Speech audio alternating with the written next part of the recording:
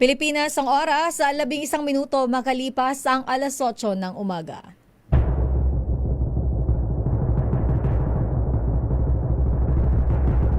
And the Golden Dove for Best Public Affairs Program Metro Manila goes to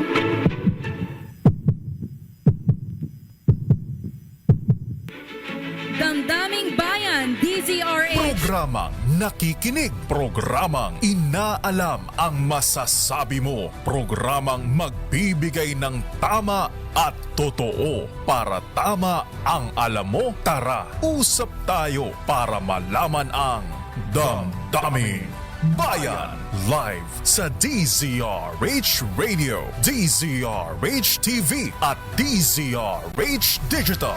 DZRH Damdaming Bayan. Kasama sina Lakay Deo Macalma at Sister L Elaine Apit. DZRH Damdaming Bayan. Damdaming Bayan.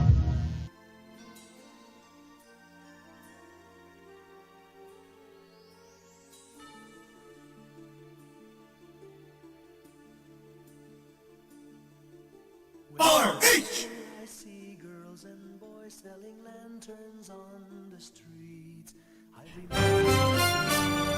May, Kuya Het, meron tayong tunog, hindi mo lang naririnig. Di ba doon meron Christmas song? Wala ba? Wala ba tayong naririnig? Ano nangyayari sa atin? Magandang umaga, Luzon, Visayas at Mindanao. Welcome po sa ating programang Damdaming Bayan. Ngayon pong October 23, 2025. Araw na pala agad ng Huwebes at minus Lakay Mayor Deo Macalma. Welcome po sa ating programang Damdaming Bayan. Ito po si Sister L, Elaine Apit at hindi po ako nag-iisa. Ayan, at sa ngalan ni Boss Deo Macalma, ito ang inyong lingkod, si Romel Fuertes. Magandang umaga. Good morning, Elaine. Lakay Romel. At of course, magandang umaga sa lahat ng mga tagapanood at mga nakikinig sa atin. At sana ay okay lang, Lakay Romel. Sana maging merry pa rin ang Christmas ng ating mga kababayan ngayong 63 days na lang, Lakay Romel. Kahit magpapasko na. kaliwat kanan ang problema na dinadanas ng ating bansa. Yes, at isa na dyan ng pinaka hindi pa rin nawawala sa usapan, Lakay Romel, ay ang problema natin sa corruption. Ayan, hindi yan mawawala hanggat walang napaparusahan. Hanggat walang nakukulong, ay mananatili yan sa mindset ng mga Pilipino. Yung flood control scandal na yan. Yes, oo. Pero ang problema, Lakay Romel, hanggang sa ngayon, kahit ang grupo ng mga negosyante, naiinip na. Ay, syempre. Oo, sabi nila, bakit wala pa rin nakukulong? Kung hanggang Disyembre walang makukulong, baka mapag-iwanan na tayo ng tuluyan ng mga karatig na bansa dahil apektado yung pagdating sa investment. Ay, syempre, kung ikaw ba naman foreign investor, paano ka maglalagak ng puhunan at hindi pa nare-resolve ang matinding problema ng corruption? Syempre, lilipat ka na lang ng ibang lokasyon. Yes. Bansa. Di ba? Baka mamaya pagka ba't ako mag-invest yan? Baka malugi. Mapunta lang sa bulsa. Mapunta lang sa kapiwalian. Yung ilalaga kong puhunan, sayang naman. At kaugnay nga niyan, Lakay Romel, alam mo naman ang clamor ng publiko na i-live stream ng ICI itong ginagawa. Sa isang banda, mas mainam yung ginawa nilang desisyon na yan. At least yung taong bayan, mananatiling focus yung kanilang attention. Yan, di ba? At mawawala yung mga hinahinala na kaya closed door yan, kaya executive session yan kasi mayroong nagaganap na alam mo na. Yes, oo. Baka pero kasi maganda yung may transparency, pero ang problema lang din naman dyan, Lakay Romel, kapag ka isinapubliko, baka mamaya kapag ka may mga nabanggit lang konti yung pangalan mo, hindi ka pa naman talaga, at sabihin na natin, hindi naman talaga involved o hindi pa naman napapatunayan, talagang makakalagkad ka na. Talagang ganon. Just the same, meron nga tayong tinatawag na presumption of innocent. Yes, oo. Diba? Hindi porke binanggit ka doon, ikaw na. Yes, oo. Guilty ka na. Guilty ka na. Oo. Ang problema, kahit sabihin mo na ang ebidensya ay overwhelming, hanggat hindi yan napapatunayan sa korte, mananatili ka bilang inosente. Inosente. Ayun. Yes. Unless otherwise proven guilty. Yes. Meron pang kasunod yan. Ano pa? Beyond reasonable doubt. Biruin mo. Oo. Kahit sabihin mo na obvious na matibay ang ebidensya laban sa'yo. Pagka halimbawa yung hukuman nakakita ng kahit na katiting na pagdududa. May konting butas. May konting butas. Oo. Hindi po pwede yan. I-dismiss natin ang kaso. Yes. Kaya nga. Yun ang ano. Kaso, Laki Romel, ang problema naman dito, naalala mo, may insidente sa Maynila, nagnakaw ng corned beef. Nagnakaw sa isang convenience store. Oo. Kulong. Pagkahuli, kulong. Right away, Pero bakit yung bilyon-bilyon yung ninakaw, hindi makulong-kulong? Tama. Diba? Yan ang masakit na katotohanan na kahit ayaw natin aminin at hindi, talagang nangyayari. Siyempre, yung mga nasasangkot niya sa iskandalo na yan, napakayayaman yan, na Sister L. Yes. Kaya nilang kumuha ng pinakamagagaling na abogado sa ating bansa at sila ay ipagtatanggol hanggang sa dulo ng hanggan. Wow. Ayun, di ba? Hanggang dumating sa Korte Suprema. Parang teleserye yun Oo. Kahit pa sabihin ng taong bayan na ang kliyente ko ay hinusgahan na before the bar of public opinion. Basta ito ipagtatanggol kito. Ha? Siyempre, laki ng bayad eh. Tsaka ang trabaho ng abogado, pagtanggol talaga. Parang ano yan eh. Parang doktor yan eh. Yes, so. Regardless kung sino yung pasyente mo, kahit pasabihin kriminal yan. Basta ang purpose is buhayin mo yan. Yes, so. Diba? Hindi ka pwedeng tumanggi dyan. Hindi ka pwedeng tumanggi. Dahil may batas po na bawal tumanggi sa pasyente, lalo na kung nag-aagaw buhay na yan. At yan ay bahagi ng iyong sinumpaang profesyon. Yes, so. Pero, Bayan. Lakay Romel, maliban dyan sa issue ng korupsyon, may mga iba pa tayo mga problema at recently ang naging problema natin, naalala mo, tayo dito, kahit dito marami sa atin nagkasakit, Oo Lakay nga. Romel. Yung influenza, ano ba yun? Like flu-like. illnesses. Flu-like Yung mga ganon. influenza. Pwede naman kasi sabihin trangkaso na lang eh. So, sa bagay, talagang nauuso yata di ba? Oo, pero napakaraming kaso ng influenza or trangkaso, sabihin natin. ang problema lang kay Romel, sabi nga may outbreak man o wala nitong trangkasong mga ganitong sakit na to, sana ang Department of Health natin may ginagawa, gumagalaw din po kayo. Kasi, Asan ba si Secretary Herbosa? hindi ko alam, Laki Romel. Baka, hindi ba namamasyal? Last time, busy sa pag-ikot. Saan? Diba? Oo, nag-ikot siya doon sa mga super health centers Yung, na natuklasan na mga, ano pala ito, Lakay Romel, maraming hindi na itayo. Ang sabi nga niya ang manananggal. Bakit mga ba binansagan na manananggal yung mga proyekto na yan, yung mga health center Ang alam na yan? ko yung ghost projects. Pero siya meron siyang may sariling siyang term. Manananggal naman. Manananggal. Bakit ko nababanggit yan, Lakay Romel? Kasi yung pagkakasakit ng marami nating kababayan, kasama dyan, yung maraming populasyon ng nagkakasakit, mga bata, at karamihan, pumapasok sa school. Oo, and of course, kapag nasa school, hawa-hawa na yan, hindi Tama. naman may iwasan. Pat nga mga teacher, Lakay Romel, Syempre. nagkakasakit. Damay din sa ganyan. Lalo na sa mga public school. Yes, napaka-congested ng kwarto sa mga pampublikong paaralan. Pero ang tanong, bakit public school lang? Yung mga private school, wala yung silang private, di ba? Walang deklarasyon. Wala naman, Laki Romel, dahil hindi sakop ng DepEd yata yung mga private. Tama, hindi. Hindi. Kasi iba to, iba sila, private sila. Ayan ang pagkakaiba Kahit dito sa tinatawag na pagka raw mayaman, flu-like illness. Pag mahirap, trangkaso. Meron pang isa. Ano pa? Baka lagnat-laki lang yan. Di ba? Asa ng di ba? Asa ng hustisya. Sa mga private school ang gandang pakinggan Flu-like illness. Sa mga public, trangkaso nila, o kaya lagnat laki. Pero Lakay Romel sa ganyang kadahilanan nga ang Department of Education ay nag-decide na first time to, Lakay Romel, nagkaroon sila ng wellness break. At itong wellness break na ito ay para makapagpahinga yung ating mga guro na alam naman natin, Lakay Romel, bugbog na bugbog talaga tong mga to guro natin. sa trabaho. Ang tindi ng trabaho nila kasi lalo lalo na nabanggit mo 'di ba yung ratio ng estudyante, Tama. sobrang dami. Sa isang classroom, ilang estudyante 'yan. Ang babantayan ng Ang babantayan guro. ng Bawat guro. Oo, tapos 'di ba nagkaroon pa tayo ng mga problema yung recently yung mga lindol. So of course yung mga teachers sila din yung nag-aasikaso ng mga bata sa school. At meron pa mas matindi dyan. Biruin mo, nagkakakulangan na tayo sa mga silid-aralan. Ang naipatayo ngayong taon Ay, ay oo. nasa 22 lang. classrooms lang. Oo. Eh, paano na yan? Paano yun? Taon-taon ay lumalaki ang populasyon ng mga estudyante sa pampublikong paaralan. Tapos gano'n, malalaman nila, biruin mo, 22 classrooms. Tapos, ang laki nung naibulsa ng iba. Ah. Ay, wait lang. Oy. Teka, dito muna Bakit tayo. naliligaw? Mamaya, babalikan natin yan. Bumabalik Baka ako. yan din ang Bumabalik dahilan. ako dun eh. Baka yan din ang dahilan kung bakit ipinag-utos ng Malacanang na yung konstruksyon ng mga silid-aralan sa halip na ipaubaya sa DPWH sa mga LGU na. Yes, ayan. alamin muna natin kung ano ang sahanay ng mga guro, ang kanilang reaksyon, masasabi, at baka mayroon pa silang mga kahilingan lang, Romel, na hindi pa naririnig ng gobyerno. Baka ang grupo ng mga teacher ay nasa ating linya po ang National Chairman ng Teachers Dignity Coalition, si Teacher Sir Benjo Basas. Sir Ayan. Benjo, good morning po. Magandang umaga, Sir Benjo Basas. Opo, good morning, Ms. Diling and Sir Romel. Magandang umaga po. Sa lahat po ng ating mga nanonood at nakikinig sa DCRH. Good morning po.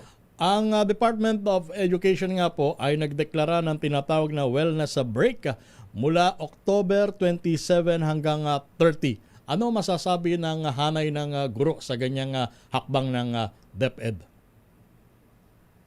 Well, this is very much welcome. In fact, we push for it po, no? Nung pang mga nakalipas na linggo. Meron po kaming dialogue na ginawa sa DepEd tungkol dyan. Meron din po kaming mga series, no, of position papers, no, and of course a formal letter of request, no, addressed to our secretary. Meron din po kaming mga videos, no, of course, no, asking, no, for this health break, or yung tinatawag po natin na wellness break. Dahil siguro background lamang po, no, yung mid-school year break na tinatawag po natin, traditionally sa Department of Education, ito yung tinatawag po natin, no, na SEM break, semestral break ng mga bata. Yung mga bata walang pasok, pero kaming mga teacher meron. At hindi lamang simpleng pasok ito. Ito yung kino-consume namin yung isang linggo po niya, no, sa pamamagitan ng tinatawag po natin na in-service training. No, so nagkakaroon po ng mga trainings, ng mga seminars no, doon sa aming mga schools. School-based lang po ito, no.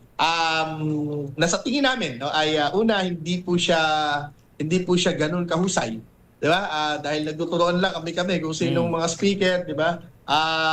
At paulit-ulit din yung mga topics, 'di ba? Hindi siya talaga natin na masasabi na substantial, 'di ba? Of course, no, dahil ito rin yung panahon, ano, na yung mga teacher po natin kinatapos lamang ng second quarter examination. So nag-accomplish kami ng mga grades, ng iba't ibang mga trabaho. So sa tingin namin, ano, kapag ka isinabay itong mga in-service training po na ito, and nasisira yung focus namin, ano, at medyo stressful. Considering na napaka-stressful na nakalipas na mga buwan, ano, itong first quarter natin. Mula nung nagpasokan, no, actually, Sir Romel, Ma'am Elaine, mula nung nagpasokan, di ba, dumanas tayo ng napakaraming kalamidad. May lindol, may bagyo, baha, no? Ang mga sunog, ano po, na-affected, no, yung ating mga paaralan, no? So mataas yung stress level po ng ating mga guro. Kaya sabi namin siguro dapat itong pagkakataon nito ibigay na sa amin. Masaya naman po kami sapagkat kahapon nga ano ay finally ay sumagot na sa atin ang ating Department of Education, ang pamunuan ng DepEd, Secretary Angara, no? At naglabas na po ng memorandum na ito pong October 27 to 30 ay pwede nang i-consume para doon sa tinatawag po namin na wellness break. So we do not have to report to our respective schools, di ba? But we'll just stay home. At kung meron po kaming trabaho, marami pa naman kasi talaga, gaya ng sinabi ko, no? It's not even actually a break, di ba? Na pahinga. Pero at least, di ba? Kung if we can accomplish, no, our tasks, no, in 1 or 2 days or 3 days, no, perhaps, no, maximum, at least yung natitirang mga araw. Kasi this week is leading also, no, to holiday, no, dahil sa UDAS, no. So ibig sabihin po medyo mahaba-haba, no, na period of rest, no, and recuperation, no, if ever po. Sa madalit salita, Sir Benjo, itong wellness break na ito ay short of saying na time out muna talaga ang teacher sa kanilang trabaho para makapag-recharge hanggang sa susunod na pagbabalik sa eskwela. Yeah, that's that's the intention of this wellness break. Although hindi talaga to totally time out sa trabaho sabagay, kasi marami pa rin naman trabaho. But nevertheless, 'di ba, kung wala naman itong wellness break na ito, mas lalong mabigat para sa amin. Well, babalik po kami sa klase sa November 3 sa Monday po. Next Monday yun po. Sir Benjo, so ito po na pagbigyan yung kahilingan ng hanay ng ating mga guro, sa inyo po bang pananaw, ito po bang ipinatupad na wellness break ng Department of Education ay sapat na rin ito para makabawi somehow yung ating mga guro? At sir, ano po ba, aware po kami tayo kung ano ang usually na hinaing ng mga guro, pero as of now po ba, ano po ba yung workload na talaga naman pong problema pa rin ng ating mga guro na kumbaga talagang umaaray talaga yung mga teacher natin. Na pasanin pa rin nila up until now po? Well, ang mabigat po talaga, maliban doon sa, syempre, humihingi kami ng aumento sa sweldo na 15,000 across the board. Pero muna natin pag-usapan, yung trabaho, total, yun ang tinatanong mo, Miss Elaine, mabigat po yung trabaho ng ating mga guro dahil mataas po yung class size. Maraming mga hawak na estudyante sa isang klase. At mas marami pong mga klase, mas maraming sections yung hawak ng ating mga guro po ngayon, dahil din sa iba't ibang mga policy ng DepEd na continuous din naman ay kinakausap po namin, At isang dahilan din naman dito ay una, kulang po yung allocation ng budget para sa hiring ng mas maraming guro. Dapat po kasi mas maraming guro dapat, hindi pwedeng yung maraming bata itatambak mo sa isang teacher. Dapat kung meron kang let's say 60 na bata, at least dalawa o tatlong sections na po sana yan, hindi lang iisa. 'Di ba? Gayon po. Ngayon, yung classroom natin kulang din, pag pinag-usapan natin ng kulang na classroom, 'di ba? Physically ay mahirap po 'yan, May mga hinahati yung classroom physically sa gitna para ma-accommodate yung dalawang sections. Meron naman pong ang ginagawa naman po diyan ay invest na 40 lang o 30 lang yung bata, gagawing 50, gagawing 60. So dumadami, lumalaki yung bilang ng mga bata sa classroom. Yung iba naman, ito yung usually ginagawa sa Metro Manila, nagkakaroon po tayo ng shifting. So may pang-umaga at may pang-hapon. There are two sessions, two groups of learners po na pumapasok, isa umaga, isa hapon, para yung bilang ng classrooms na nagagamit po ay kung ano yung bilang ng classroom sa umaga, ganun din yung bilang ng classroom na nagagamit sa hapon. Artificial po itong lahat, itong tatlo po na binanggit ko. Kaya nga, di ba, ang aming panawagan po, dapat talaga mag-allocate ng budget to hire more teachers and to build school buildings po. At madali lang naman to. Well, it takes political will sa ating gobyerno at syempre sana walang magnanakaw para naman yung mga dapat na nakukuha ng sektor ay nabibigay po doon sa mga sektor na badly in need of this budget allocation po. Ang sabi ng Malacanang ay ipapaubaya na sa mga LGU sa halip na sa DPWH ang konstruksyon ng mga classroom. Ano po ang pananaw ng inyong hanay? Well, I think that's a good idea. Nakita rin naman po namin yung mga LGU po natin minsan mas maganda yung classroom nila kaysa doon sa ginawa ng DPWH.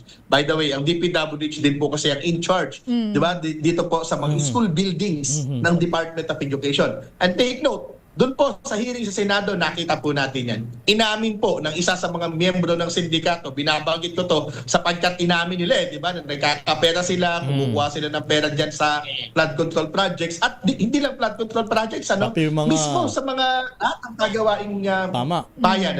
Well, in particular dyan po sa isang district engineering office dyan sa Bulacan, lahat, sinasabi nila, kalsada, tulay, even schools and even hospitals. Lahat ng construction, actually. Lahat ng yan ay kumbaga hinihila, upang magkaroon sila ng cut, doon sa budget. Kaya, I think, baka naman kung nasa LGU, hindi naman natin sinasabi, na totally wala ng anomalya. Di ba? But I believe, ito po ay mababawasan, itong kung LGU. At last na, go ahead. Sir Romel, yung mga school buildings sa pinatayo ng mga donations ng mga private, abay mas magaganda pa. No? Mas maayos pa, no? Kaya well, I think etong that statement from Malacanang is actually in line, no, with the proposal of Senator Bam Aquino, yung classroom acceleration program. 'Di ba? Yan yung mga LGUs, bibigyan po natin ng otoridad yung mga LGUs and even yung private, no, magkaroon ng public-private partnership, although may ibang issue dyan, no? But nevertheless, di ba, yun po yung gustong gawin po, no, ng ilan sa ating mga leader, no, sa pambansang antas, no, upang mapabilis. Because right now po, ang hinahabol po nating classroom shortage ay 165,000. And yet- Di ba, the other day, doon sa Senate hearing, binabanggit ni Senator Bam, 145,000, ano, whichever. And yet, 145 ang, or 165, di ba? The thing is, 22 lang ang Iyo, nagawa ng ang pinaka DPWH for this. masaklap na katotohanan. 22 lang po na classrooms ang naitayo ngayong taon. Paano mo ngayon yung pagkakasyahin kung ang pangangailangan ay Tama. libo-libo tapos 22? Well, Diyos ko, napakaliit Tumataas ang nun. bilang ng mga Oo. mag-aaral taon-taon sa mga pampublikong paaralan. Pero yung classroom natin na mga luma at may mga sira na din talaga na hindi na talaga magamit na kung gagamitin mo ay magiging risk ito sa mga bata at mga guro, Ayan. hindi napapalitan. At adding insult to injury, napakalaki ng budget na Yes. inilalaan Oo. sa Department of Education taon-taon Yes. para sa konstruksyon ng mga karagdagang silid-aralan. Pero ang problema nga, dahil sa DPWH pa rin nagpo-fall ang construction, nagiging problema, Laki Ang bihira Romel. talaga, Ito, Sir Benjo, siguro last on my end, kumusta naman po? Dahil, kumusta po, noon ang naging issue is kulang sa mga allowances ang ating mga teacher. Ngayon po ba, kumusta? Kahit paano natugunan na po ba ito? Kumusta po ba yung pagdating sa teaching materials, yung ating mga guro? Sa pasilidad, ayoko Ang mga nang, equipment. ayoko na masyadong tanuhin kasi ito nga, classroom nga, medyo wala tayo. And of course, dagdag ko na rin po, kumusta ang mental health? Napaka-importante po, hindi po madalas pinag-uusapan ang mental health ng ating mga guro. Kasi napakahalaga po Tama. na yung mental situation ng ating mga guro ngayon ay napagtutuunan rin po ng pansin. Kasi magre-reflect yan Yes. sa kanilang Paano magturo? performance. Yes, Oo. sa kanilang pagtuturo. Well, tama po yan. Issue din naman po namin yan. Kasi alam mo, ang DepEd, napaka-mapangalaga ng DepEd sa mga bata. Mental health ng DepEd, lata ng bata, yung wellness ng mga bata. Pero minsan, ito, binabanggit din naman namin ito kahit sa mga dialogue namin sa DepEd. Minsan, parang yung bata lang gusto nilang alagaan. Yung mga nag-aalaga sa bata, paano Yes. na? Kami po yan. So, mukhang dapat hindi rin po ito na iaalis. Right now po, medyo pwede kong sabihin, kulang po talaga yung programa ng ating gobyerno para dito po sa health and mental wellness, health and wellness po ng ating mga, hindi lang ng mga teacher na government employees. But of course, itong binigay po sa amin na wellness break na 1 week, of course, ito'y makakatulong. At appreciated naman po namin ito. Ako huling tanong na lang, Sir Benjo. Alam ko naman na ginagawa ang lahat ni Secretary Angara Yes. ang mga paraan para magkaroon ng improvement sa hanay ng edukasyon, particularly dito sa public school system natin. Kung kayo ang bibigyan ng pagkakataon na markahan or bigyan ng grado si Secretary Angara, sa tingin ninyo, makakapasa ba siya? Well, sa ngayon, yes, makakapasa po sa iba't ibang mga, kumbaga, iba't ibang mga areas, nakikita naman ho namin, halimbawa, itong budget, medyo tumataas naman. Of course, hindi niya rin naman yan na kontrolado, di ba? Kongreso ang may control sa budget, Like, for example, itong 2025, medyo hindi bumaba, di ba, nominally, but of course, as compared to the percentage doon sa pambansang budget, bumaba tayo nilampaso yung education sector, ng budget ng DPWH, single, agency, DPWH. Pag samasamahin mo ang SUCs, ang CHED, ang TESDAT, ang DepEd, mas malaki pa ang budget ng DPWH ngayong 2025, So, things like that, well, I know, and we understand, that this is beyond, the authority, the power of the secretary. But of course, continuously, kami naman po ini-engage namin ang DepEd at ang isang siguro pinakamaganda po, na masasabi ko po ay at least, meron tayo ngayong DepEd management that listens, no, at Okay. engages with the stakeholders, especially of course our teachers po. Okay. Alright. With that, maraming salamat, Sir Benjo Basas. Thank you po, Sir Benjo. Maraming salamat. Thank you po. Good morning. Bayan. Ayan, good morning and thank you po. Nakapanayam natin, of course, ang chairman ng National Teachers Dignity Coalition, si Teacher Benjo Basas sa Lakay Ayan. Romel. At good luck sa mga guro natin na magsasagawa ng ilang araw ito. 27, 30, apat na araw na 4 pahinga. days. Oo. Apat na araw na pahinga. Kasi since ang Friday Lakay Romel ay holiday naman, special non-working holiday ang Friday. So, ang balik nila ay November na Lakay Ayun. Romel. So, medyo mahaba-haba Kahit pa paano, din. Oo. makakapahinga yung mga guro. At mamaya sa ating pagbabalik Lakay Romel, mukhang kailangan muna natin maghanap buhay. Mamaya marami pa po tayong pag-uusapan dahil ang dami pong nangyayari sa ating bansa na parang kahit ako na-overwhelm ako Lakay Romel. Talagang yung mga tao na-stress na sa mga nangyayari sa ating bayan. Ay, nako. Yes. Pero hindi mawawala ang pamimigay natin Ay, ng pamasko. Pamasko. Premyo. Mamaya. Ayan. Mamaya abangan nyo yan sa ating pagbabalik. Pilipinas ang oras, 8:37. Ang oras na yan ay hatid sa inyo na. Damdamin Bayan.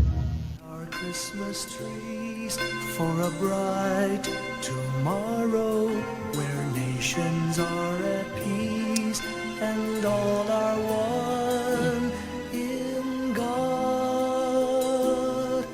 Let's sing Merry Christmas pa rin, Lakay Advance Romel. Merry Christmas! Yes, kailangan nating bumati ng Merry Christmas as early as now. Kasi Tama. yung mga employers, wag po nating kalilimutan Baka ang naman. 13th month pay at bonus, Lakay Romel. Baka naman.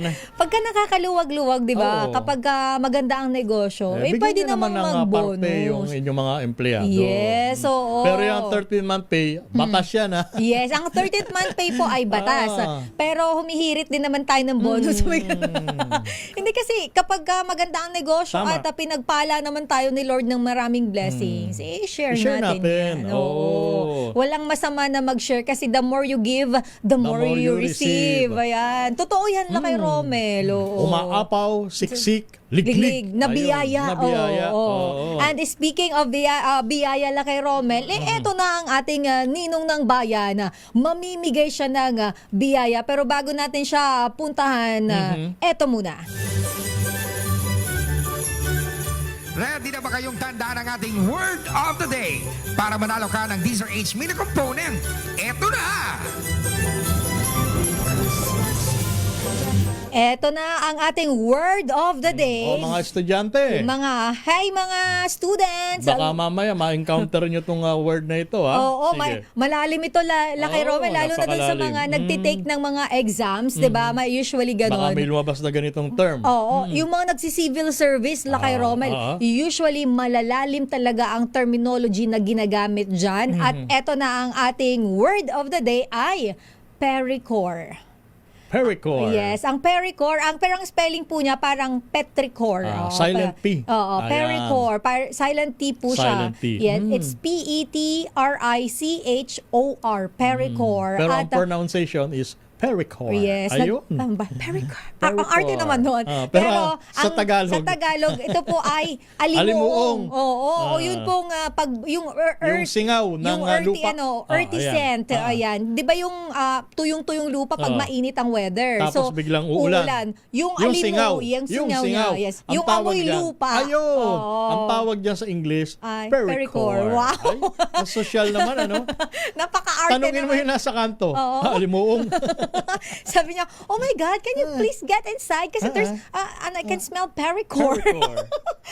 parang pero meron niyang parang pag nag-construct ka ng word, kailangan tama yung paggamit mo nun kasi magiging wrong grammar kapag ganon, Lakay Romel. Oo. So, yan po ay yung earthy scent o amoy lupa na naaamoy natin after ng ulan. At eto na, ang ating ninong ng bayan, puntahan natin para sa ating Pasko Malakas promo na nandyan ngayon sa may Barangay San Antonio kung saan marami ang buko pie dyan sa Binyan City Naku, sa ang sarap niyan. Laguna. Ninong Sherwin. At puto binyan. Yes. Ayan, ang sarap niyan. Ninong. Hey, hey, hey! It's the time of the year para mamigay ng malakasang pamasko! Dahil eto na ang Deezer H Pasko Panalo Malakas Promo! Kapag nahuli namin kayo nakatutok sa Deezer H Radio o nanonood sa Deezer H TV at Deezer H Online, instant meron kang ginaldong 1,000 pesos at Christmas gift basket hatid ng DZRH. Plus, may bonus round pa. Kailangan lang sagutin ang keyword of the day para mapasa inyo ang aming DZRH mini component. Kaya, kinig na! Sa DZRH Pasko Panalo Malakas Promo!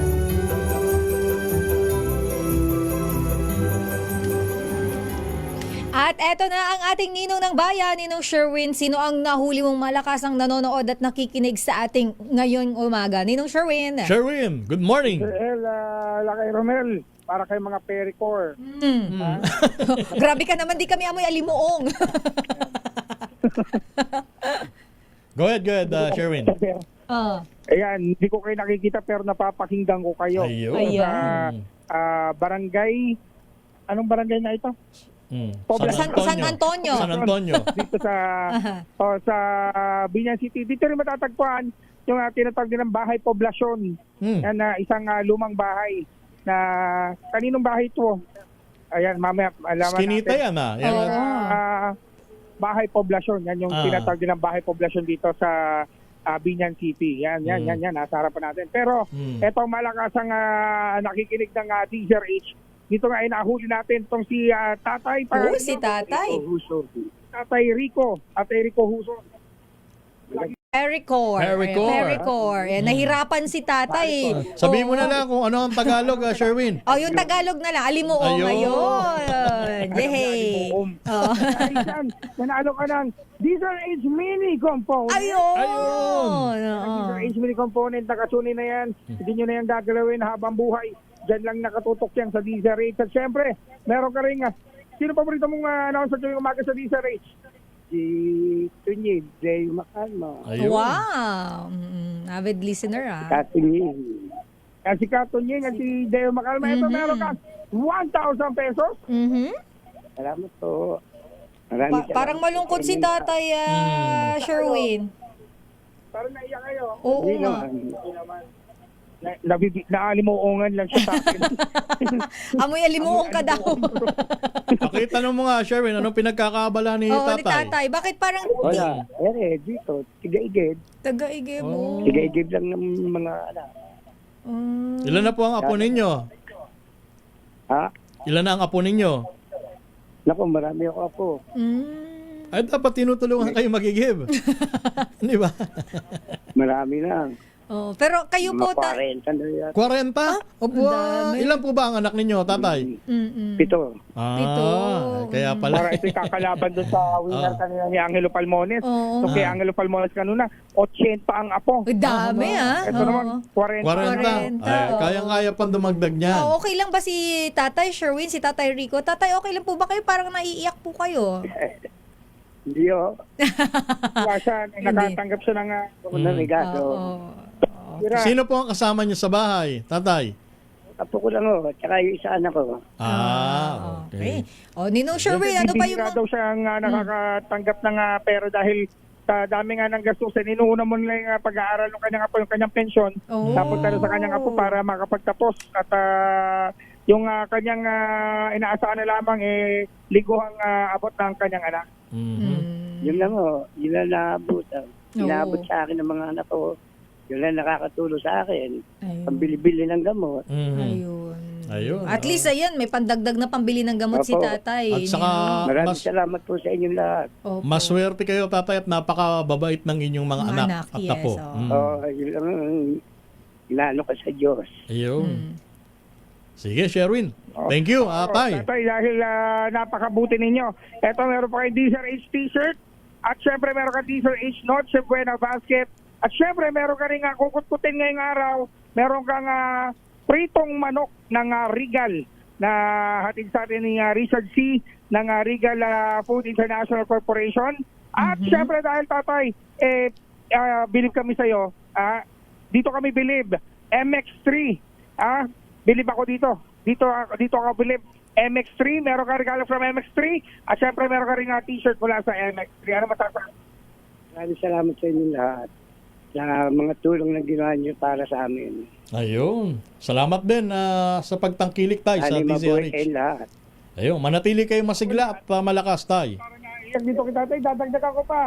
Ang 1,000 pesos. Ayun, talaga Wow naman, grabe naman ang Galanting-galante Ninong. naman itong Sherwin na ito. Salamat po. Galing yan sa mismo kay Ninong Sherwin, tatay ha. Yan po yung kaharap ninyo. Ayan, God bless po tayo. At Kasi bibihira daw siya nakakatanggap ng ganito. Ng regalo. Lubos-lubosin na natin, doblehin na natin. Aba, talaga naman ha. oo. Maraming salamat. Okay, Tayo tatay. na po. At ako makakatulong sa maintenance ko. Opo. Ayun. Sige, tatay. Stay Stay Maraming healthy, salamat. tatay. Oo. At syempre sa mga kababayan natin nais manalo palagi ng 1,000 pesos palagi tumutok sa DZRH baka ang susunod nating winner sa DZRH Pasko Padalo promo. RS number 6, Sherwin Batalfaro DZRH. Nasa Pilipinas. Nasa Pilipino. Sherwin, Yes, tatay. ano ba ang pagkain dyan sa Binyan na talagang kilalang kilala? Ang puto. Puto Binyan. Ano pa po? Yan.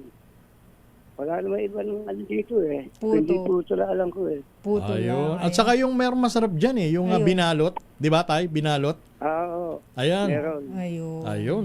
Alot. Ayun, sige. Sherwin, ano kaya lasa ng Sherwin? Ikaw talaga, paparinig ka pa eh.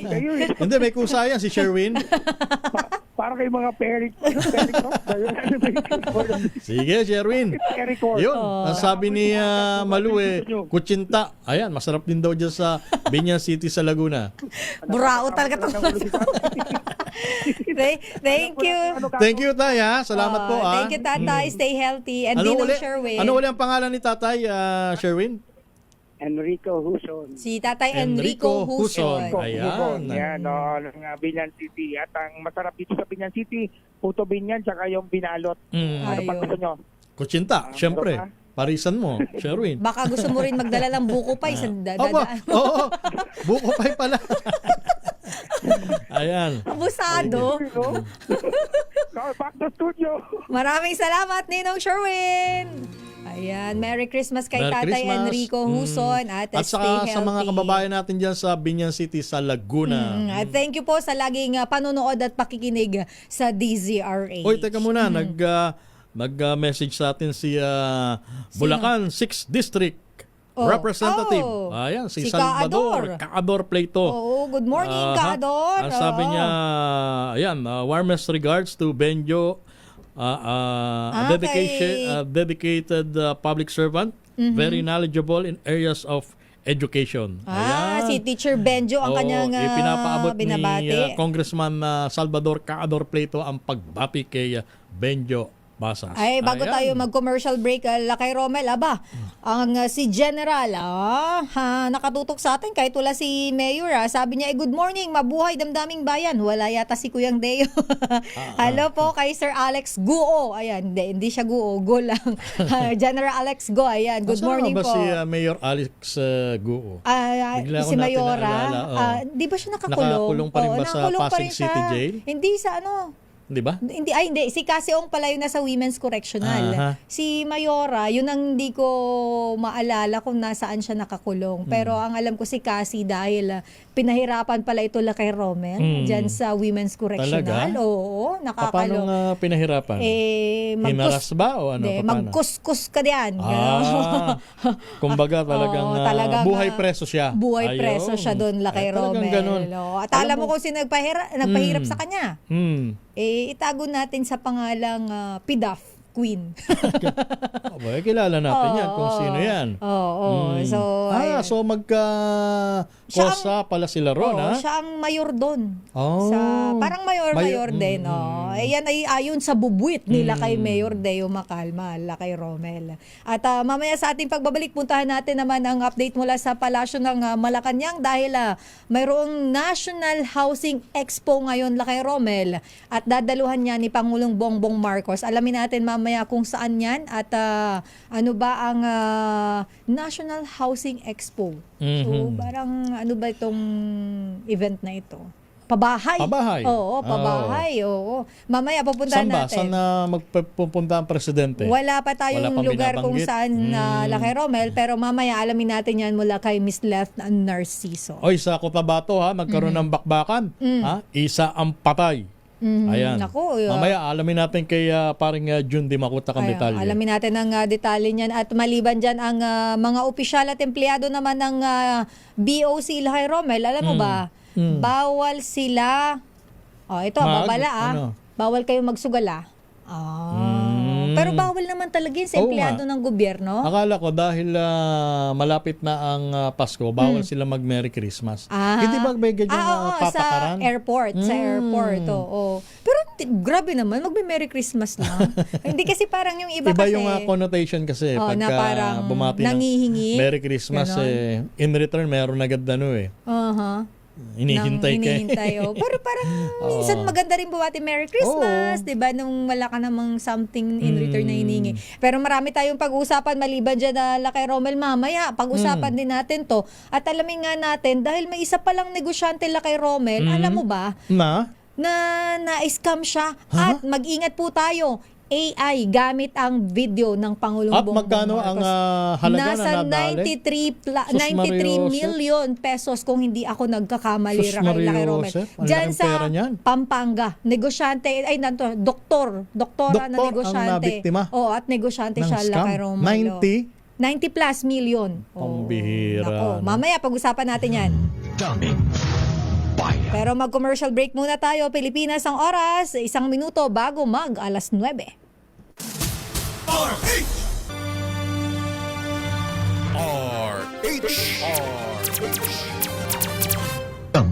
Daming bayan. Balik po tayo sa ating programang Damdaming Bayan at minus la kay Mayor Deo Macalma. Nakakasama niyo pa rin po sa programa. Ito po si Sister L. Elaine Api. At ito yung lingkod, si Romel Fuertes. Punta na muna natin la kay Romel ang Malacanang dahil itong National Housing Expo ay dadaluhan daw po ni Pangulong Bongbong Marcos at alamin natin kung saan itong National Housing Expo mula kay RH14. Miss Leth Narciso. Miss Leth. Miss Leth. Sister L. Romel, 100,000 housing units ang tampok sa National Housing Expo 2025 na ginaganap dito sa World Trade Center. Magbubukas ang Expo ngayong araw na dadaluhan ni Pangulong Ferdinand Marcos Jr. Inisyatiba ito ng Department of Human Settlements and Urban Development at Pag-ibig Fund para sa hangaring magkabahay ang bawat pamilyang Pilipino. Nagtitipon dito ang buong housing sector, hindi lang ang mga ahensya ng gobyerno, kundi maging sa pribadong sektor. Ayon kay DSUD Secretary Jose Ramon Ariling, magsisilbing venue ang Housing Expo para ibida ang pambansang pabahay para sa Pilipino programa. Higit 100,000 bagong bahay ang ibibenta sa pamamagitan ng Pag-ibig Housing Loan mula sa top 50 developers sa bansa, habang higit 30,000 Pag-ibig acquired assets ang maaaring i-avail hanggang 40% discount. Miss Leth. Yes, Sister L. Meron kang meron tayong idea kung magkano yung mga pabahay na yan? Aside sa Pag-ibig na banggit mo, hindi lang mga taga-gobyerno yung nandyan? Oo. Mayroon ding mga private developer na nandito. At yung tinatanong mo kung mga magkano, actually kausap namin kanina itong official ng Pag-ibig. Binabanggit niya kapag yung mga kababayan natin na kumikita halimbawa ng 15,000 pesos kada buwan, yung ganong sahod, kaya nilang mag-avail ng pabahay, ng abot kayang pabahay ng gobyerno. At usually itong mga pabahay ng Pag-ibig, Miss Leth, ngayon, saan saang mga area? Yung acquired nila. Ito yung mga tinatawag na foreclosure, syempre sa iba't ibang lugar na yan. Pero yung mga pabahay, mayroon ditong kasi may mga high-rise building lang naitayo. So meron dito sa Metro Manila at mga karatig na lugar. Ang sabi kanina, nasa 100,000 na buildings yung naipatayo at ongoing pa yung mga high-rise. Oh, since Expo ito, Miss Let, pwedeng pumunta yung ating mga kababayan na interesadong magkabahay. Oh, Sister L, hanggang bukas ito. At talagang, actually ngayon nagbubukas pero marami na yung mga tao at karamihan sa mga nandito maging mga sundalo, mga teacher, na mga gusto talagang mag-avail ng murang pabahay. Mas marami yung mga taga-gobyerno na gusto rin mag-avail nitong pabahay kasi nga abot kaya yung mga pabahay na ito. So kakausap lang sila sa paikbaugay sila sa Pag-ibig at nandito na kasi lahat, nandito rin yung Pag-ibig. So kung may inquiry ka, masasagot na nila dito. Direkta. 20 years to pay yan, di ba? Proseso. Marinlet, 20 years to pay. Iba-iba kung hanggang kailan mo kaya. Depende sa'yo sa capacity mo na maghulog. Pero yung maximum hanggang 20 years ba? Ang alam ko parang 20 years yung iba. in-extend pa yan di ba? Ayan. Maganda to para may sariling bayong ating. Pero ang Pangulo, Miss Let, anong oras natin inaasang pupunta dyan? Nandito lang pala Lucky Romel sa may likod natin Si Presidente ay alas 10 ng umaga ang dating dito. Ayun. Alright, maraming salamat. Maraming salamat, Miss Let. Miss Let Narciso para sa DZRH. Una sa Pilipinas, una sa Pilipino. Maraming salamat, RH14, Miss Let Narciso. Damdamin Bayan. Flash Report. Flash Report! Si dating district engineer, Bryce Hernandez, dumating na sa ombudsman. At naroon din ang ating kasamang si RH number 5, Val Gonzalez. Val. Romel at Sister L, dakong alas 8:45 ngayong umaga nang dumating dito sa tanggapan ng ombudsman itong si dating Bulacan DPWH Assistant District Engineer Bryce Erickson Hernandez.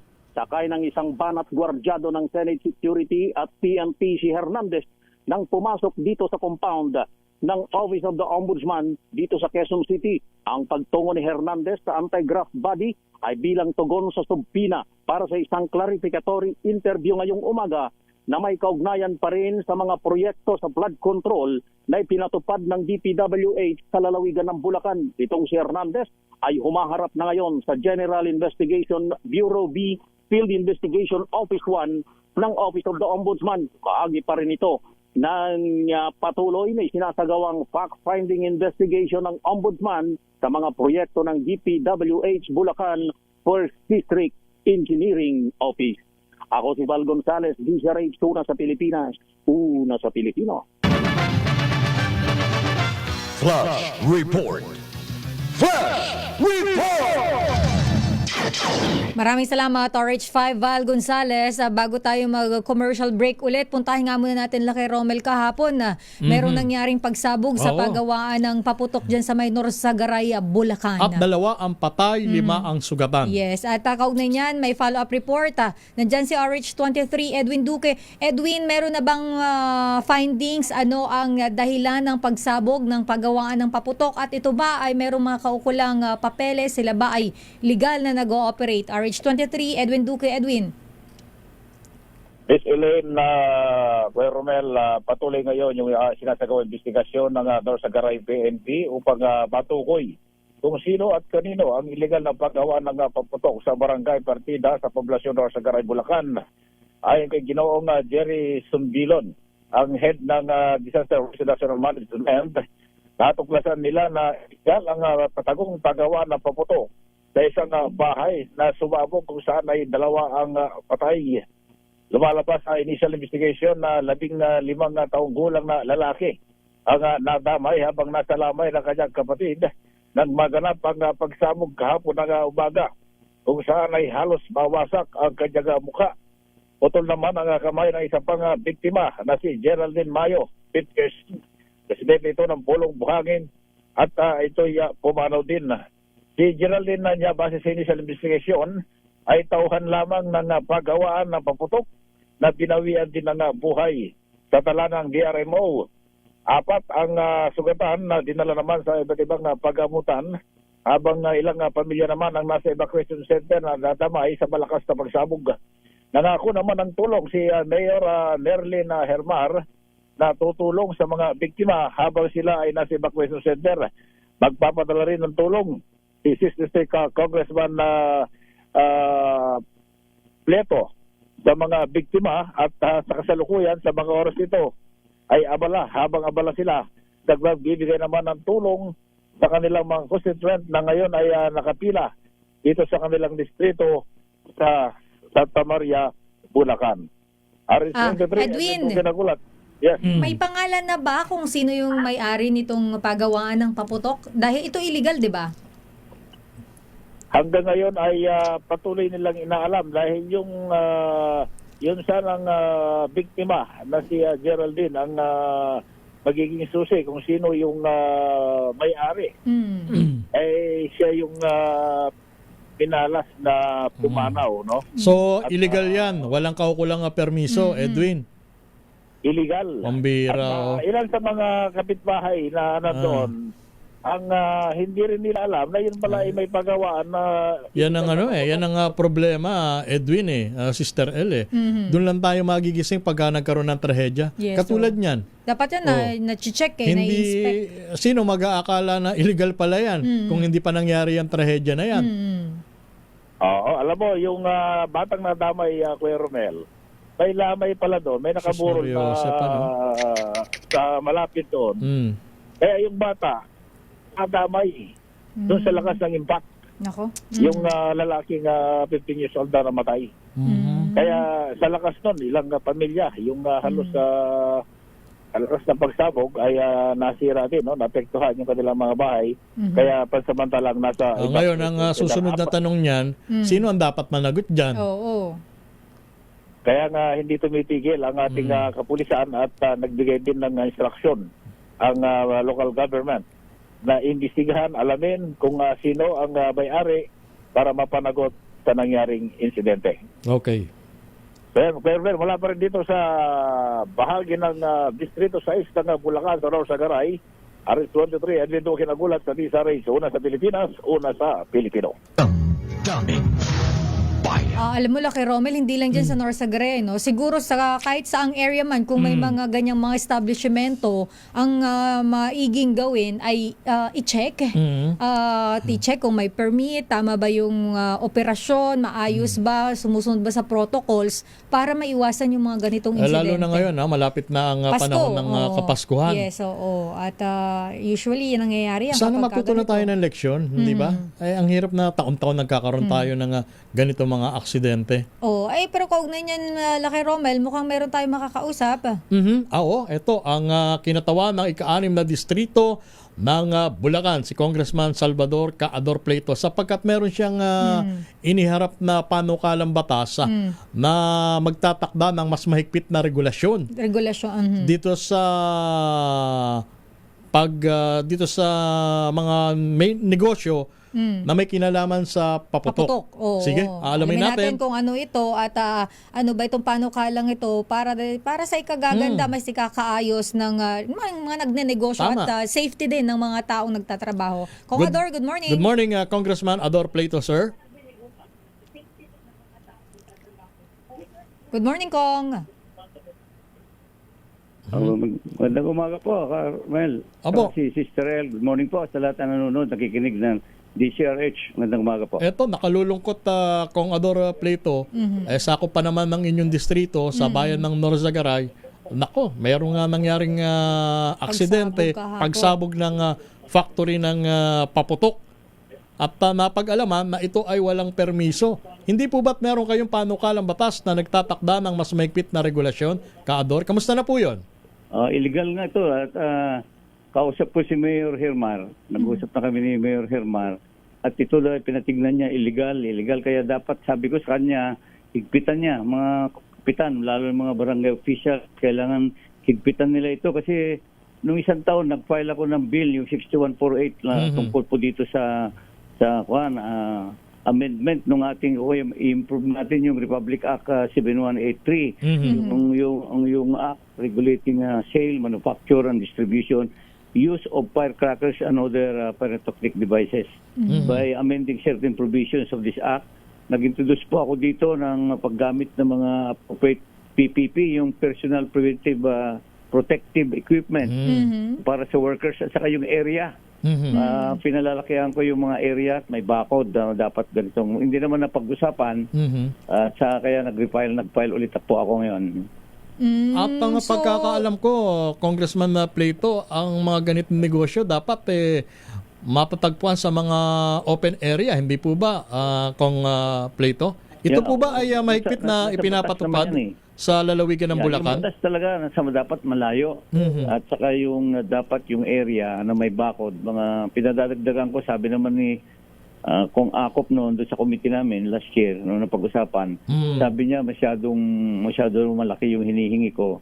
Baka masyadong malaki yung space, kaya babawasan nila. Hindi naman napag-usapan na ulit, kaya hindi nakarating sa Senado po ito. Kaya uulitin namin ito.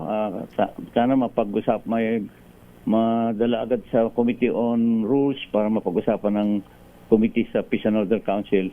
Peace and Order Committee. At ako'y kasama rin doon para na mapag-usapan namin ulit. So, at mapadala na agad, maging batas sana ito, magkaroon ng amendment. Oo, tama, Kong, kasi katulad po nito, kapag ganito pong nangyayari, kawawa po yung mga nagtatrabaho doon sa lugar. Yung safety po ng empleyado, and of course, kung medyo malapit po ito sa kabahayan, delikado din po, risky doon po sa community. Kong? Tama ho yun, tama. At habang hindi pa... Kaya nga sabi ko sa kanila, nung mag-report sa akin yung Chief of Police, si Lieutenant Colonel Gona, nag-report sa akin. At sabi ko, dalawa naman tayo, dapat malaman natin kung sino talaga may-ari ng bahay na yan. Hindi nga nila ma-identify sino may-ari ng lupa Dapat alam nila kung sino may-ari ng lupa, but hindi rin alam na may-ari ng lupa na may mga illegal na ginagawang mga ganyan na dapat hindi mangyari. Nung nakaraan, kaya ako nag-file ng amendment ng bill dahil last year ba yun, 2 years ago, may nangyari sa mismong bayan namin, Santa Maria. Magkalapit lang po kasi ito Santa Maria, yung barangay Palumbuhangin, kadikit yung partida, yung barangay partida ng Norsagaray, magkadikit lang. Actually, taon-taon... Ito, mga gawa ng mga paputok dito sa amin sa actually, taon-taon na Kongador, taon-taon may nangyayaring ganyan sa Kuna, dyan sa area ng Bulacan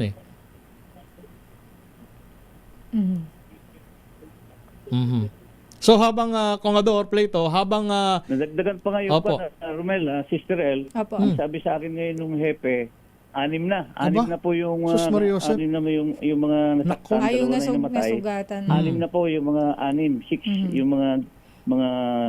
mga nagkaroon ng injuries. Kung mayroon lang po akong konting clarification dahil nabanggit niyo po bahay.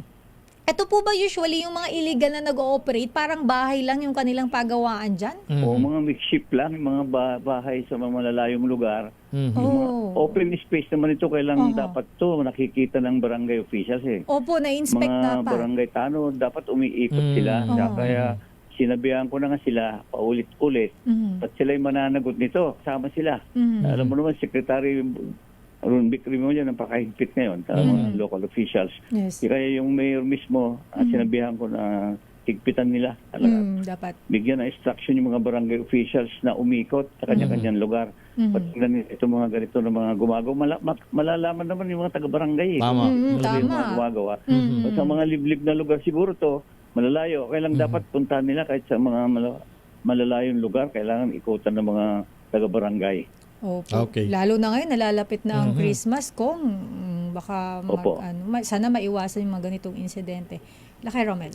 Sige. At habang hindi pa po inaamyendahan yung tinutukoy yung batas, ano sa tingin nyo, Kong Plato, ang mga karagdagang hakbang na dapat ipatupad para maiwasan na yung mga ganitong trahedya? Yun yung subsection. Mayroong subsection na sinasabi ko na paggamit nga yung PPE, yung tinatawag na personal protective equipment. Kailangan mask yun, kailangan nasa loob ng mga factory. yung mga legal mismo, yung mga legal na gumagawa ng may mga permit, requirements po ito at saka yung area, mas maluwang, mas lalakihan natin at yung mababakuran yung mas maluwang area. Yun ang naging debatehan namin noon yung panukala ko kasi masyadong nalalakihan yung mga members ng committee. Kaya pinababago nila, sinama mga Philippine National Police, sila pinag-decide namin na kung ano dapat na area. Kung dapat na, hindi na namin napag-usapan, nagtapos na yung 19th Congress. Kaya nga rinifile ko po ito at mapag-usapan muli. Okay. Maraming salamat, Congressman Thank you, Romel. Thank you, Sister El. Thank you, Kong. Salvador Salamat po. Caador Salamat po. Plato. Siya po ang kinatawan ng ika-6 na distrito ng Bulacan na binubuo ng Santa Maria, Nolzagaray at Bayan ng Anggap. Ang daming bayan. Magbabalik po tayo, Pilipinas, ang oras 9:20. Kung balitaan lang din ang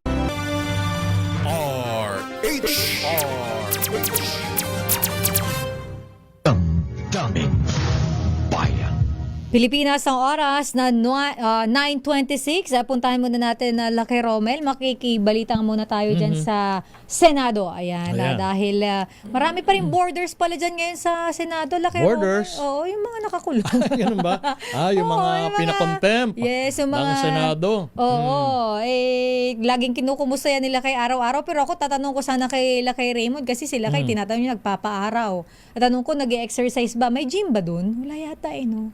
Wala akong informasyon. Parang wala namang gym dyan sa Senado, Lucky Romel. Pero sigurado, naka-aircon naman sila dyan Hindi aircon ba ang pinag-i-stayan nila? Alam natin kay Lucky Raymond Sige. kung naka-aircon sila. Kasi pero kung centralize ang air condition dyan sa Senado, edi may aircon sila. Mali mo yung nasa baba wala.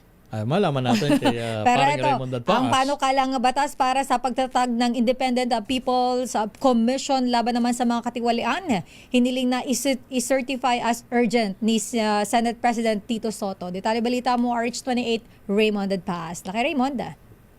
Elaine at paring Romel, hiniling ni Senate President Vicente Tito Soto III sa Malacanang na i-certify as urgent ang Senate Bill number 1215 na naglalayong itatag ang Independent People's Commission o IPC na mag-iimbestiga sa mga katiwalian, lalo na sa larangan ng infrastructure.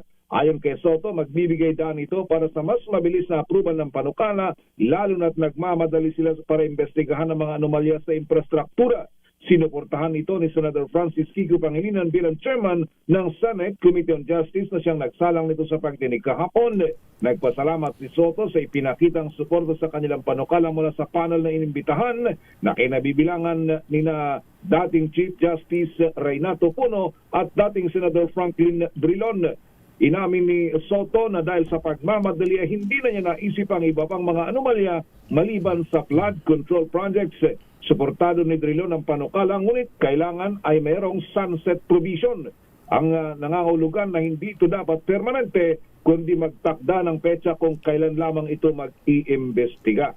Ang kailangan ay palakasin yung ahensya ng pamahalaan na may responsibilidad laban sa katiwalian gaya ng Office of the Ombudsman at Commission on Audit.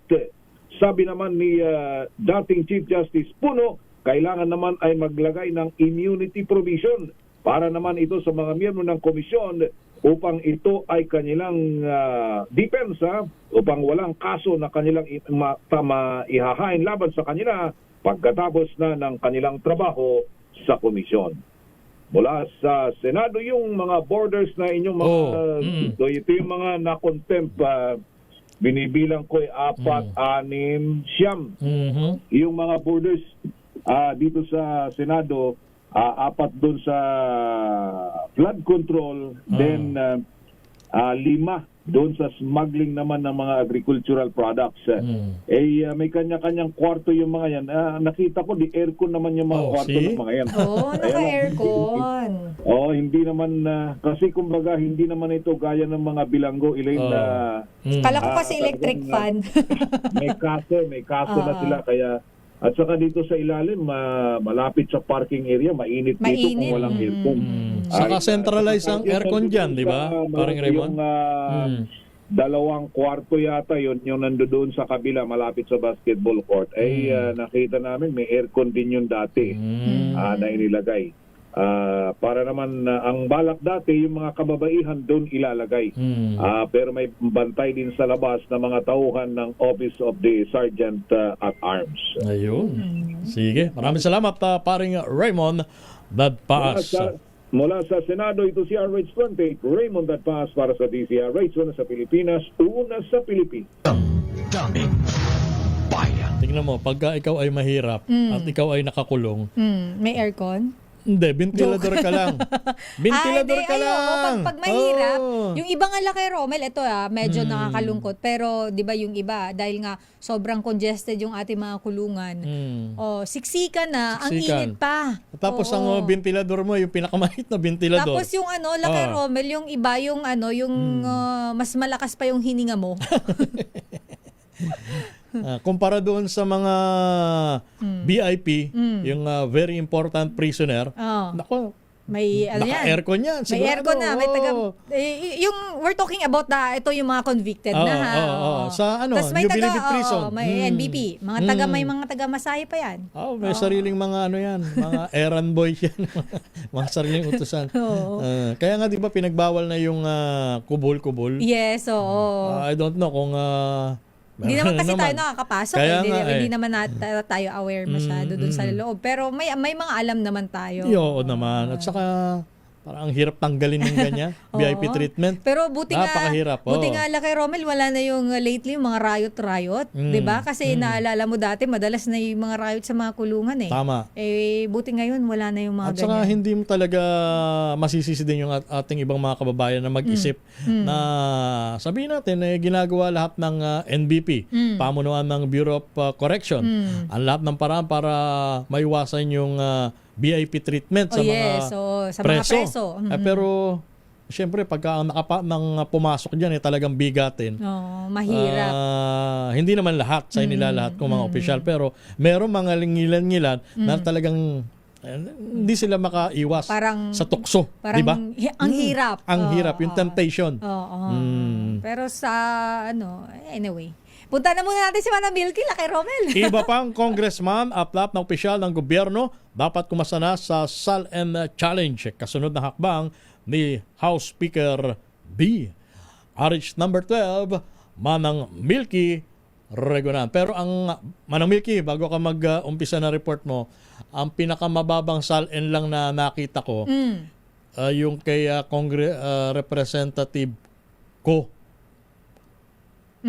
Renico ng Akbayan. Tama ba ko, Manang Milky? Manang Milky? Romel. Yes, Romel. tama ba? Renico ng Kabataan. Ayun, Kabataan. I'm sorry. Ako ng Kabataan Party. Wala pang 100,000 pesos. Hindi yun kamag-anak ni Kong Hindi, Sandy ko. Hindi yun kamag-anak. Nilinaw na niya yun.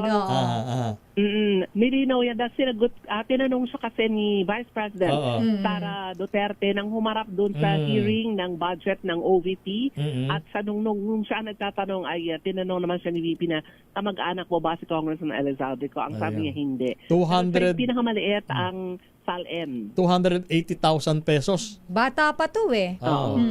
Kasi graduate niya lang bilang isang abogado. So medyo maliit pa ang kita niya. Pero siya ang pinakamaliit ang naisumiting SALN. Almost 300,000. Malaking bagay daw ang desisyon ni House Speaker Faustino D. III na isa publiko ang kanyang 2024 Statement of Assets, Liabilities, and Net Worth o SALN. Ayon kay Representative Percy Sandanya na Akbayan Party List, mensahe ito sa iba pang mga mamabatas na sumunod sa ginawa ng Speaker at isa publiko na rin ang kanilang SALN sa ngalan ng transparency. Sabi ni Sandanya, pinuri din na akbayan ang utos ni D na buhay ng House SALN Review and Compliance Committee para maipatupad na ang regular na release ng SALN. Matatandaan ang akbayan reform block sa Kamara ang unang kumasa noong September 1 sa hamon na isa publiko ang kanilang SALN sa harap ng galit ng publiko sa katiwalian sa pinalala pa ng ng flood control scam. Dagdag pa ni Sandanya, sinabayan ito ng isinumitelang House Resolution 271 para maobliga ang mga kapwa mambabatas na iris ang kanilang SALN bilang pagsunod sa public accountability and transparency. Gite Sandanya, pumasa ang House leadership sa hamon na SALN challenge. Dapat sumunod na rin ang Presidente, Vice Presidente, Gabinete, Senado at iba pang mga constitutional body. Ako si Milk Reguna, nagulat para sa DCRH, una sa Pilipinas, una sa Pilipino. Maraming salamat, tama ng Milky Regonan. Samantala, NAIA handa na sa undas, 1.35 million pasahero, inaasahang babagsak. RH number 15, Giselle Ricafort. Giselle. Kay Romel, nag-inspeksyon si Transportation Acting Secretary Giovanni Lopez dito sa Ninoy Aquino International Airport bilang paghahanda sa nalalapit na undas. Kasama ni Lopez sa pag-iikot ang presidente ng New NAIA Infra Corporation ng San Miguel Corporation na si Ramon Ang, kabilang sa instruksyon ng DOTR at ng NNIC yung kabubukas lamang na mezzanine food hall sa NAIA Terminal na mayroong 10 restaurant ngayon. Kabuang 22 kainan daw yung target buksan sa Disyembre o sa dulo ng taon. Ibinigay din nila yung mga facial recognition kiosks o passenger reconciliation system sa Terminal 3 kaya hindi na kailangan yung mano-mano na pagpresenta ng boarding pass. Mag-ooperate ito sa ikalawang linggo ng Nobyembre kaya mapakikinabangan pa raw ng exodus ng mga mananakay sa Kapaskuhan. Pakinggan natin ang kaliwan ng DOTR. Importante po, kahit gaano kaganda ang ating pasilidad, kailangan po ang lahat na magmamaneho nakakondisyon din. Yung mga sasakyan nila, kailangan din nilang i-check kung tama ba yung sabi nating oil, yung gulong nila. Kasi alam naman natin na kalimitan po ang nangyayaring disgrasya is not because of the tollways o yung mga kalsada natin, kundi minsan nakakatulog o walang kondisyon yung nagmamaneho at yung sasakyan nila mismo. So, kailangan Siniguro naman ni NNIC General Manager Angelito Alvarez na handa na yung paliparan para sa nalalapit na undas sa tinataya daw na papalo sa 1.5 o 1.35 milyon ng mga pasahero ang dadagsa sa paliparan sa loob ng 10 araw. Pakinggan natin ang GM. Ngayon, kung mapapansin nyo, nag-improve ng gusto ang passenger experience. Dito natin makikita ang pakikipagtulungan ng mga airlines at other stakeholders. Ang on-time performance ngayon ng NAIA ay lumalampas na ng 85%. May days pa nga ng 90%. So napakalaking bagay yan. Iyan ay lampas sa global standard na 85%. So nakakatulong yun. Remember, pagka delayed ang flights, nag-aagawan sa silya. Ito si Giselle Ricafort para sa DZRH sa Pilipinas, una sa Pilipino. Daming bayan. Thank you, RH 15, Giselle Ricafort. Magbabalik tayo Pilipinas ang oras, 9:38. Ang oras na yan ay... Daming bayan. Balik tayo sa ating programang Damdaming Bayan at sa pangalan pa rin po nila kay Mayor Dayo Macalma. Ito po si Sister L. Elena At Apit. ito ang inyong lingkod, si Romel Fuertes. Punta muna natin lang kay Romel si Ednel dahil yung daw pagbabantay sa online threat at crowd monitoring sa undas dahil ilang araw na lang ang ating ilan na lang ba to? More than 1 week. At undas na po, marami ang mga magsisiuwian. And of course, pupunta sa mga kanilang mahal sa buhay. Laki Romel, dadalawin na. Ay naka-full swing na raw po ang Philippine National Police. Report mula kay RH52, Ednel Parosa. Ednel. Laki Romel at Sister L, dinala na ng Philippine National Police sa cyberspace ang ginagawang pagbabantay sa seguridad sa darating na undas. Ayon kay Acting PNP Chief Police Lieutenant General Jose Melencio Nartatis Jr., inatasan niya itong ACG o Acting Cybercrime Group na pantayan ang mga peking advisory o yung mga phishing message na maaring maglipana sa panahon ng All Saints at All Souls Day. Lalong-lalo na halos kasabay lamang itong wellness break ng Department of Education. Kabilang dito ang mga scam na mag-aalok ng peking travel assistance sa mga magsisiuwian sa mga probinsya o maging yung mga peking cemetery services sa mga dadalaw naman sa kanilang mga yumao. Gayong din nakamanman ng PNP sa crowd behavior analytics gamit ang network nito ng CCTV at drone system upang makita ang sitwasyon sa iba't ibang transport hub gaya ng terminal, paliparan, pantalan at mga pangunahing libingan. Magpapatupad na ng full alert status ng PNP simula sa October 31. Nakahanda rin ng ground deployment ng 25,300 na pulis at higit sa 22,000 pang mga force multiplier. Sa ngayon, wala pa naman umano nakikitang pampas seguridad ng pulisya para sa paggunita ng nabanggit na tradisyon. Ito si Edniel Porrosa, nag-uulat para sa DZRH. Una sa Pilipinas, una sa Pilipino. Samantala, isa naman ang patay sa bakbakan sa pagitan ng dalawang magkalabang angkan. Ito ba yung Rido sa Ligawasan Cotabato? Ligawasan Cotabato. RH number 19, June Dimakutak. Parang June. Yes, Mayor, isang patay sa panibagong Rido sa pagitan ng magkalabang angkan sa barangay Barongis, Ligawasan Town, SJA Barm. Napatid mula sa Ligawasan Town, SJA Barm, MPS. Nasangkot sa bakbakan sa Barongis, Barangay Kagawad, Taib, Sampulna at Matli, Adam.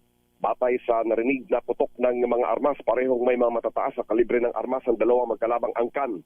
Kinilalang napatay na miyembro ng isa sa naglalabang pamilya na si Django Sampulna mula sa panig ni Barangay Kagawad, Taib, Sampulna. Sa impormasyon mula kay 40 IB Commanding Officer, Lieutenant Colonel Erwin J. Dumaghan, dalawang angkan na may matagal ng Rido sa SJA Barm ang nagbakbakan. Pinasok nila ang area o pamamagitan, subalit nung una hindi nagpaawat ng isang panig na kalaunay tumigil na rin ang putukan sa pakiusap ng military. Sa Ground Zero, Mayor and Sister L, na pulot ng militar ang nagkalat na naiwan ng mga armas. Itong uri ng mga dekalibreng armas ang nadagdag sa recovery loose firearms ng 40 IB. Nagsimula na rin ang investigasyon ng PNP sa punot dulo ng hidwaan at tinitiyak na mananagot umano ang mga sangkot sa mga lumabag sa batas. At initial naman o inutos naman ni 602nd Infantry Liberator Brigade Commander Brigadier General Ricky Bunayog na mapanatili ang presensya ng militar sa lugar upang matiyak na hindi lalala ang tensyon. Ayon kay Bunayog, tinitiyak nilang hindi mag-spill over ang bakbakan sa layuning mapahupa ang tensyon at mapanumbalik sa normal na pamumuhay ang bagong tatag na Ligawasan Town na Special Geographic Area ng Barm. Tiniyak naman ni JTF Central at ng West Mincom na mananaig ang rule of law sa insidenteng ito. Mula sa mainit-init na panahon sa Central Mindanao, Cotabato City, RH19, June Dimakutak, DZRH. Una sa Pilipinas, una sa Pilipino. Daming bayan. Thank you, RH19 June Dimakutak. Samantala, mamaya bago sa balitang negosyo ni Sofia, ang AirAsia palala kay Romel ay kinilala bilang nangungunang low-cost, pinakamababang AirAsia pasahe sa eroplano ang AirAsia, ang airline na yan, sa kanilang third year anniversary ba? Congratulations. Congratulations. At saka sa kanilang spokesperson si Captain Steve Dailisa. Yes, ang aking naging professor ko yan, Lakay Romel, si Sir Steve. Pero batiin muna natin to, Lakay Romel. Sige, hatawin mo. Nakatutok sa atin. Sino? Pabati daw si Kuya Jonar Agnes. Happy birthday po sa'yo. At pabati mula kay Ninong ng Bayan, Sherwin Alfaro, na nakatutok sa atin, si Kuya Jonar Agnes. Happy birthday po sa inyo. And of course, batiin din natin to, pinapabati ni Sir Aman Tosino, ang kasamahan nila kay sa Masoneria Lakay Romel. Eto, happy birthday kay... ay 80 years old na siya, Lakay Romel. Happy birthday to Mami Paulina Medalla of Santa Anastasia, Santo Tomas, Alae, Batangas. Ayan, greetings from Romeo Medalla Jr. at Past Master JP Laurel ng Past Master JP Laurel ng JP Laurel Masonic Lodge 325. Si Sir Romeo Medalla Jr. ay Past Master siya ng JP Laurel Masonic Lodge 325. Ayan, at ang kanyang mami ay nagbe-birthday, 80 years old. Happy birthday. At speaking of happy birthday, maligayang kaarawan din kina Miss Louie Belmonte. Maro ni Senador Rizon Tiveros. Hi, Miss Louie. Happy birthday. Kay retired General RP Sindak, Regional Director ng DAR Region 5. Mapagbati mula sa ating kasamang si paring Raymond Taas. At magandang umaga din kay Idol Marchi de Guzman ng Tanza, Cavite. At binabati rin ni Francis Cuaco ang kanyang kaibigan si Strawberry Lopez. Ayan. Francis Cuaco, ha? At ito mayroon si Florante Rosales pinapabanggit kasi ano to parang Senator Lito Lapid. Oo. Sir, magandang umaga. Ay, oo nga. Hello po kay Senator Lito Lapid. Mukhang ang ano to, halad nga kalipay handog saya. Ng Lingkod Lapid Lakay ay nandyan sa Masbate Grandstand sa October 25, alas 5 ng hapon. Mukhang ito ay parang pa-thank you yata nila tsaka handog saya nakalagay ng Lingkod Lapid at aba sa mga uma-idolize Lakay Lakay Romel Kanino? kila Andrew E nandyan siya. Aba, talaga, Oo, may mga artista nga pupunta dyan sa mga taga Masbate. Ayan, Punta kayo dyan. Pakiulit mo. Sa Sister El. Masbate Grandstand, October 25, 5 p.m. Ayan. Sabado. Oo. Punta kayo dyan sa mga taga Masbate. Sir Florante Flor. Rosales, alam mo na. Baka naman. Tuwan, ha? Sabay ganun sabay baka naman. Pero puntahan muna natin ang balitang negosyo bago tayo magpaalam Lakay Romel. Ni Sophia Gans ang AirAsia, kinilala bilang nangunang low-cost airline sa kanilang ika-13 years. Hindi. Sorry, mali ako. 13 years na sila Lakay Romel na nangunguna na low-cost airline. Ayun, pinakamababa sa lahat ng na-misunderstood ko airline yung company. Yes, na-misunderstood ko yung lead ni Sophia. Alamin natin ang balitang negosyo mula kay Sophia Gans. Sophia.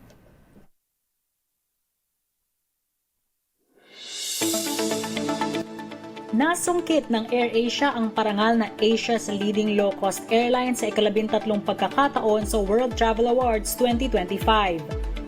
Natanggap din ng budget airline ang ika-9 na Asia's leading low-cost airline cabin crew award. Sa isang statement, ipinahayag ni AirAsia spokesperson Steve Dailisan ang kanyang excitement para sa mga ambisyon ng airline para maging nangungunang low-cost carrier sa buong mundo. Kabilang sa mga plano ni Dailisan ang pag-expand sa Middle East at Central Asia. Una rito ay nilunsad ng subsidiary nitong AirAsia X ang direct flights mula Kuala Lumpur, Malaysia papuntang Tashkent, Uzbekistan at noong Setyembre ay inanunsyo ang direct flights mula Riyadh, Saudi Arabia patungong Bangkok, Thailand. Samantala nagsara ang palitan ng piso kontra dolyar kahapon sa halagang 58 pesos and 41 centavos kada US dollar. At yan ang ating balita sa mundo ng negosyo. Your business is our business. Ito si Sophia Gans para sa DZRH, una sa Pilipinas, una sa Pilipino. Daming bayan.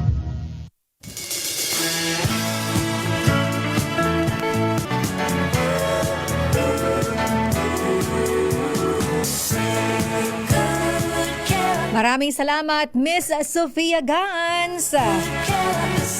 At bago tayo magpaalam sa ating programa Lakay Romel, meron muna tayong mga paalala sa ating mga kababayan. Mag-ingat po kayo sa mga transaksyon online dahil mukhang naglilipanan na naman ang mga scammer. Salbahe, ha? Ingat. Marami po kasi ako nare-receive na mga messages mula po sa mga bangko. Ayan, huwag kayong click ng click. Ito yung problema Lakay Romel. Sana ma-address ito dahil katulad na lamang nitong BPI, 'di ba ang palaging pinapaalala sa atin ng mga bangko, never po silang magsisend ng link sa inyo. At kayo naman, yung mga nakakatanggap, huwag kayong click ng click. Oo. Yan po ang kanilang I-disregard paalala. nyo right away para iwas bulilyaso. Dahil lang sabi nga po 'di ba ng NTC at ng DICT na hindi na at ang mga bangko at iba pa pong mga kung ano pong mga online, usually yung mga may mga online application tayo Lakay Romel. Hindi na po yan karamihan sa kanila nagpapadala ng mga link kasi yung mga link na yan ay nagli-lead into hacking. Ayan. Kaya hindi po sila nagpapadala. Pero ang problema Lakay Romel, magtataka ka.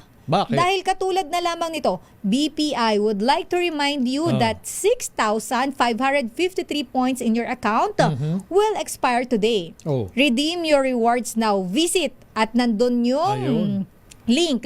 So ako, Lakay Romel, meron akong BPI mobile app. Chinek ko doon, meron ba akong points? Wala naman akong points. At sabi nga ng bank, never ever na sila magpapadala ng link. So be careful po sa mga kababayan natin. Maging matalino po tayo. Huwag po kayong mag-click ng link, maawa na kayo. Parang awa nyo na. Lakasan natin ang pakiramdam natin laban sa mga scammer. Oo, tsaka meron pa yan, yung meron ka daw akong points sa airline company. hindi naman ako madalas sumasakay doon. Ayun. O, tapos Saka sabi yung ko, bakit meron pa ganun? dyan, yung magpapadala ng mensahe na nanalo ka ng ganitong halaga. Oo, di ba? yung, meron pang nakalagay na DPI number. yung iba nga milyon, kalahating milyon, 1 Wag po kayo million. magpapaniwala. ganun. Lalo na kung alam niyo sa sarili na wala naman kayo sinalihan. Yes, so Ay, nako. wag po kayong mag-click ng mga ganoon. And kahit po sa Messenger, may mga ganyan na rin pong scam messenger, sa Viber, at iba pa pong mga online na application na ini-install natin, Telegram. Ayan, may Telegram. Ano pa ba yung mga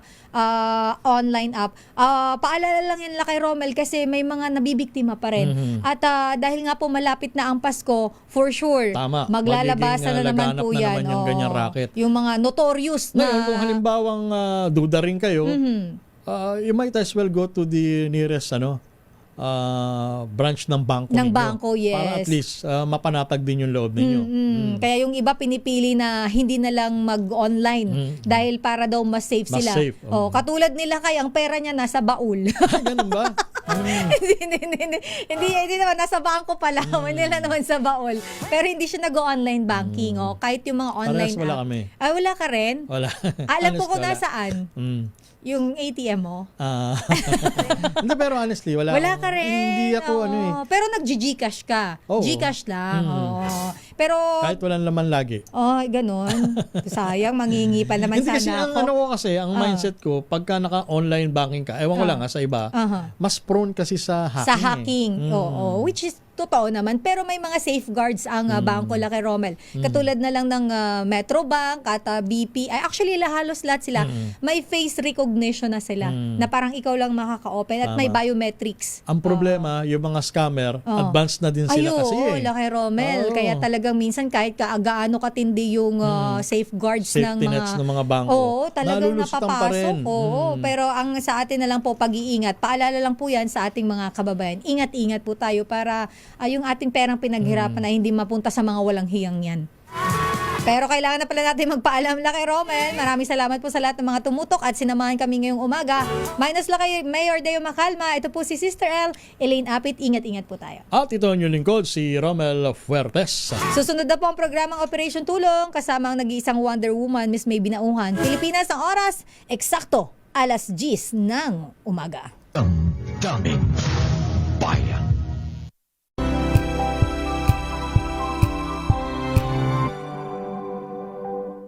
Araw-araw, iba't ibang mga bagay na dapat pagtagumpayan. Ang subok kong partner ay MX3 Capsule. Research-based na tested and proven. Helps avoid pain discomfort. Iwas-iwas sa sakit. Kailangan lang na long-term ang pag-inom, 2 capsules